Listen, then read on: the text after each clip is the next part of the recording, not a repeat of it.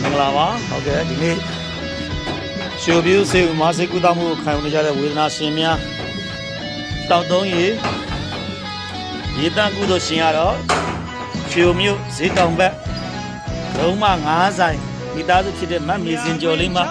ဆလာတစ်ချိန်ဒီကန်းကုသိုလ်ပြုတာဖြစ်ပါတယ်မမေစင်ကျော်နော်ကရုံးမ9ဆိုင်မိသားစုလူနာတော့တောက်ရည်တန်များကိုရှုပ်ပြူစေမှာလာရောက်ပြီးတော့လူနာကုသိုလ်ပြုပေးခြင်းဖြစ်ပါတယ်ခင်ဗျမမေစင်ကျော်လက်ကျမ်းမှာချမ်းသာပါစေရောင်းဝယ်များလည်းဖြစ်ထွန်းပါစေလုပ်ငန်းကံများအောင်မြင်တိုးတက်ပါစေသူတော်မေတ္တာပို့သပေးပါတယ်မမေစင်ကျော်တို့ရဲ့မေတ္တာစေတနာတွေနဲ့ဒီနေ့ရှုပ်ပြူစေမှာတောက်ရည်တန်များကိုလူကန်းကုသိုလ်ပြုခဲ့ပြီးပါပြီခင်ဗျာအားလုံးပဲရှင်လန်းချမ်းမြေ့တော်မူကြပါစေဗျာ